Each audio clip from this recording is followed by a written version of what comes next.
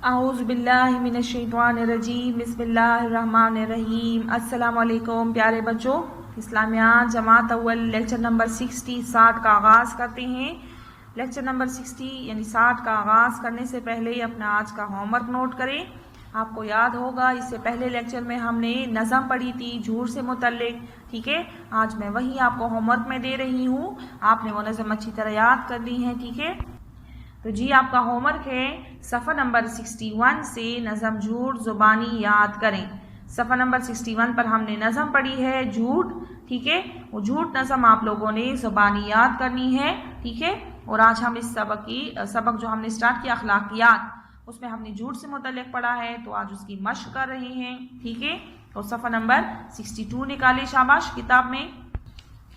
सफ़ा नंबर 62 पर देखें, यहाँ पे देखें सफ़ा नंबर 62 पर आज की तारीख लिखें 27 रमज़ान 1441 हिजरी 21 मई 2020।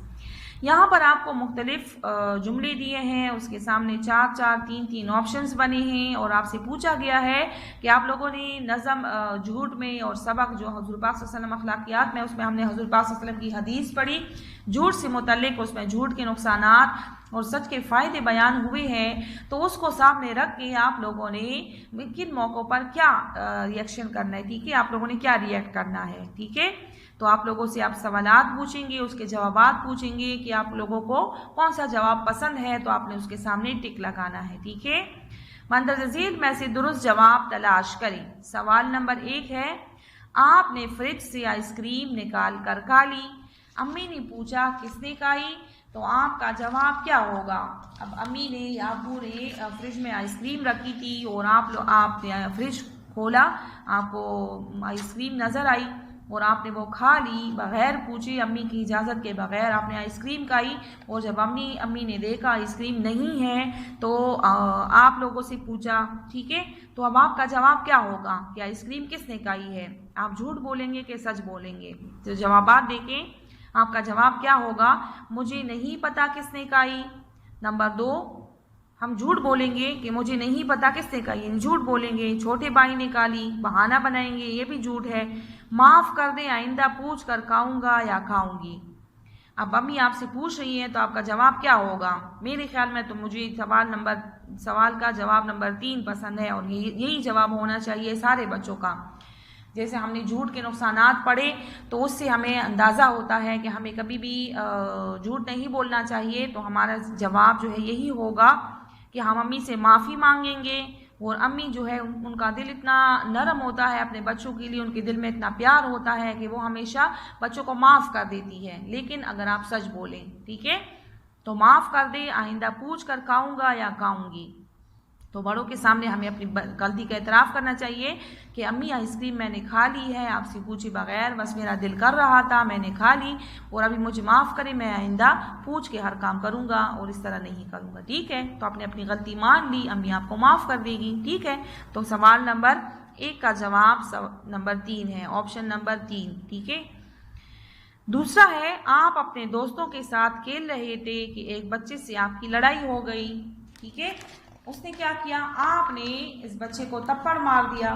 इसकी रोने की आवाज़ सुनकर अम्मी आ गई। अब आप क्या कहेंगे। आपने गलत किया ना, दोस्तों के साथ आप खेल रहे थे और आपने बच्चे को मारा। ठीक है, तो बच्चा जो है वो रो रहा है और अब अम्मी आ गई, अम्मी पूछ रही है कि किसने मारा, तो अब आपका जवाब क्या होगा। ठीक है ना, और वैसे भी बच्चों को मारना तो गलत बात है। ठीक है, छोटे बच्चों को, बहन भाइयों को मारना गलत बात है। ठीक है, लड़ाई झगड़े करने नहीं चाहिए और अगर लड़ाई झगड़े करे तो बस ज़ुबानी कलामी हो। ठीक है, हाथापाई ना हो उसमें। तो सच बताकर माफ़ी मांग लेंगे, मैंने नहीं मारा और किसी और ने मारा, इसने मुझे धक्का दिया। तो जवाब आपका क्या होगा, सच बताकर माफ़ी मांग लेंगे, मैंने नहीं किसी और ने मारा, इसने मुझे धक्का दिया, इसलिए मैंने इसे मारा। ठीक है, इन तीनों में से आपका जवाब क्या होगा।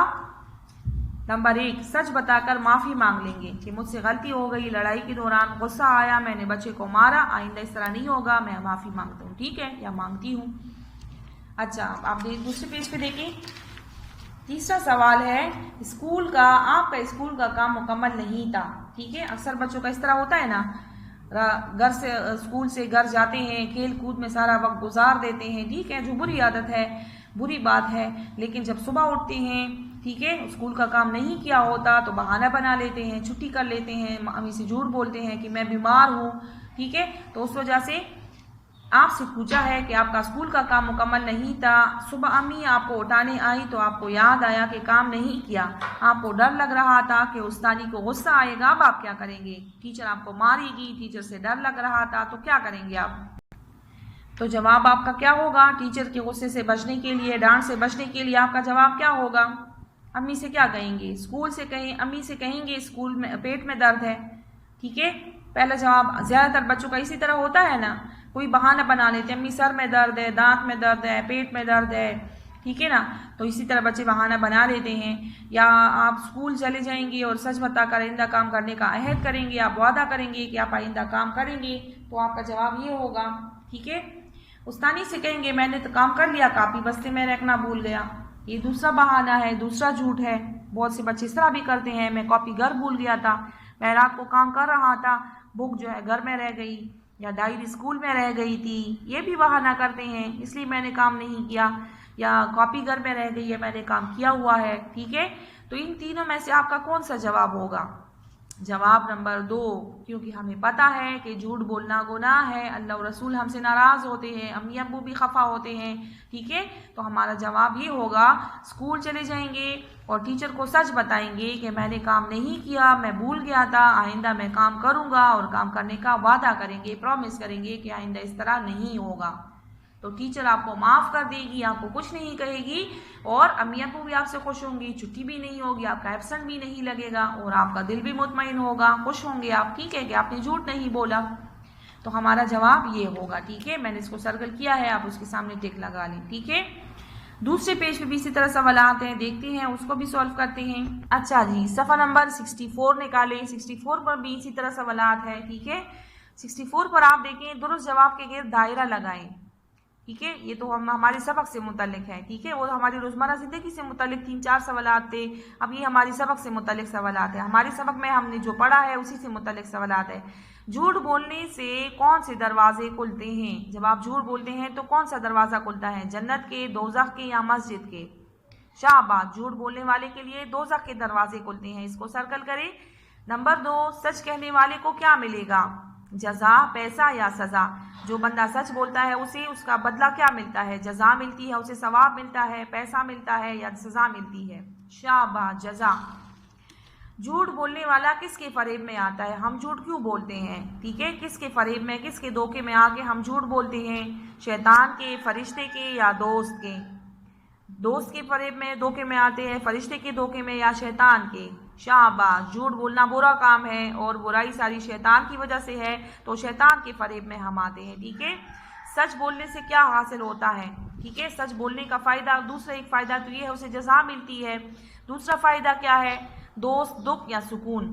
सच बोलने से हमें क्या मिलता है? सुकून। हमने नज़म में पढ़ा ना, नज़म हमने पढ़ी है, उसमें हमने ये पढ़ा है हमें हमेशा किस राह पर चलना चाहिए, कौन सी राह हमें अपनानी चाहिए, हमें किस राह पर, किस रास्ते पर चलना चाहिए? बुराई की, सच्चाई की, या झूठ की?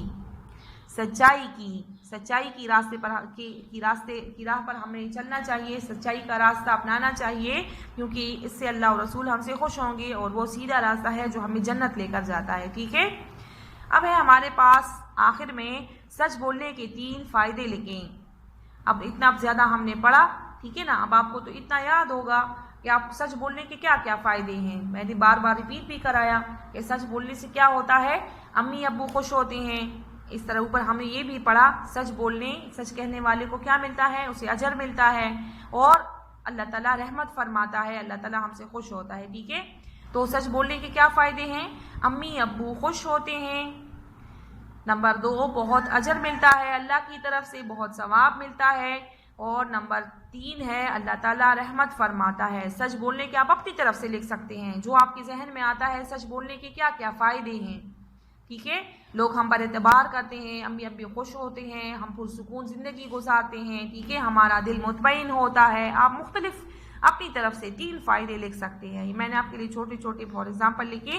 ठीक है, और इसी से मुतल्लिक आप सच बोलने के फ़ायदे जो है वो आपने लिखने हैं। सच बोलने के क्या फ़ायदे हैं?